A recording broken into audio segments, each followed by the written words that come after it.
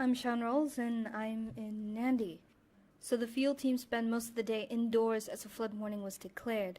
We cancelled our meeting with the women that were scheduled today because of the weather. Probably timely as schools were shut down and a few set up as evacuation centers. They probably had to organize house and home, and for those communities being evacuated, they were probably the last to leave as usual. In a scope later this afternoon, we saw a few flooded roads around the outside of the main town area, and to our surprise, a few boys were showing off to those gathered around one of the main bridges by jumping off the bridge.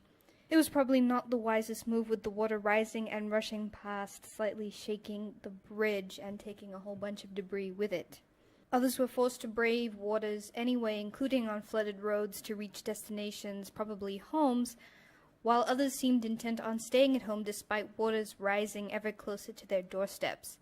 Businesses in the town area are more or less closed up, with some moving merchandise from shelves and displays from the ground floor. We wait here in Nadi with the hope of some visits to communities tomorrow, with rains moving closer to the central division threatening low-lying areas there.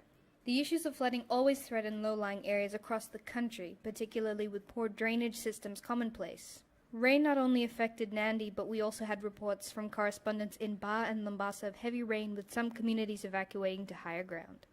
Stay safe, Fiji, and thanks for watching.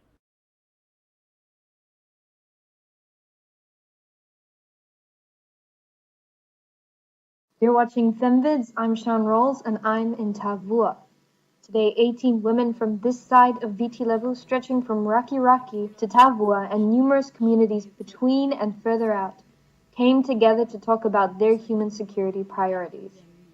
Never before have I felt more like a child of privilege, sitting behind cameras today as the women spoke on behalf of hundreds like themselves. I heard stories of simple needs, basic bread and butter issues, so far from resolution.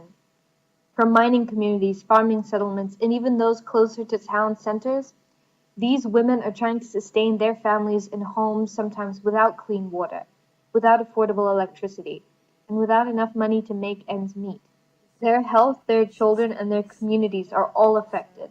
Thus, the foundation of the country today and the future is far from well-rooted. It's a reality check for those who have things easily at hand, like myself and maybe for you. Tomorrow it's to Ba and the day after to Nadi, to hear what more communities here in the West have to share in the hopes of raising their voices to the point of action. I've been Sian Rolls. Thanks for watching.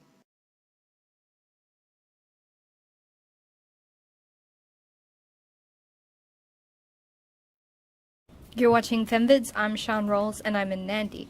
I was, however, also in Tavua, Ba, and Lautoka today.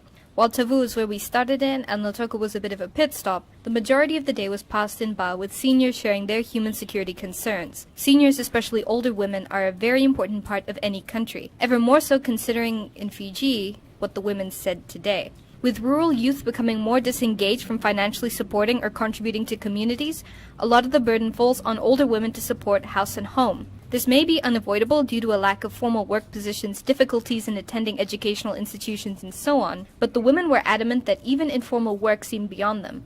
The women not only shared the difficulties in managing emerging pressures, but also the double burden of being older women from rural communities means that they're often not taken seriously by those who are meant to protect their interests. A 66-year-old widow shared that just last week, following a break-in in her home, when she visited the police station to ask to see whoever was in charge, she wasn't taken to the appropriate person, but was rather shown the bathroom. She wasn't taken seriously, and this lack of respect isn't rare. One thing that I personally found interesting was the manner in which family size was talked about. One woman raised the issue of teenage pregnancy in her village, and it was thus not surprising that a number of rural families are struggling to support themselves, given that larger families with 3, 4, or 5 children is commonplace. Poverty is a cycle that needs to be broken. Just today on the way to Ba, a news bulletin revealed that despite the introduction of free education this year, it remains non-compulsory. A number of children continue not to go to school despite the school year starting last week. Not giving children educational opportunities is contributing to the cycle of poverty, not only in the economic sense, but the poverty of information. This poverty of information was also highlighted today in Ba, with many women saying that much of this disrespect they receive may be part and parcel of a lack of information on their part, information seemingly guarded by those who should give it out willingly. There are so many issues with numerous structures involved. Unless and until the diversity of Fiji, including its women, is reflected in decision-making structures and regulations that govern them, women, including and especially rural women, will fall by the wayside, their contributions overlooked and their bodies overworked. I'm Sian Rolls, thanks for watching.